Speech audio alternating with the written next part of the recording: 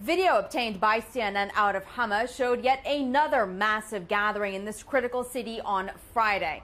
Hama was the scene of a massacre back in 1982 carried out by the current president's father. People there have been taking to the streets, according to activists, in the hundreds of thousands, especially on Fridays, chanting for the downfall of the regime. And on this Friday, the specific slogan was, "Your silence is killing us."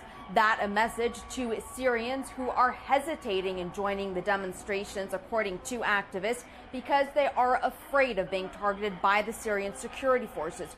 Or it also could be because they have benefited from the Assad regime, or because they are quite simply extremely concerned about the uncertainty of what could come next.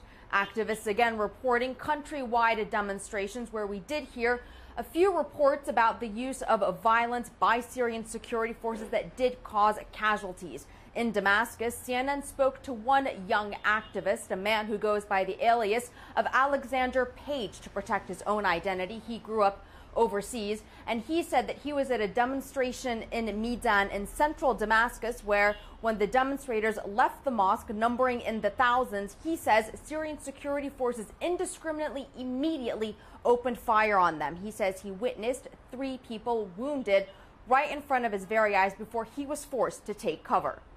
As soon as the gunfire started, I could actually feel the bullets going past me.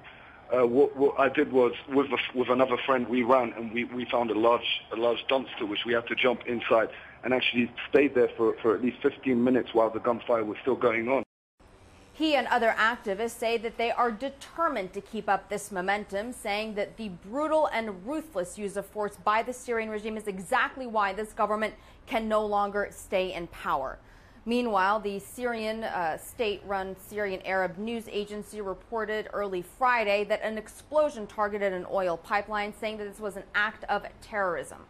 The country continues to be gripped by this unrest, with as of yet no clear resolution in sight. Arwa Damon, CNN, Beirut.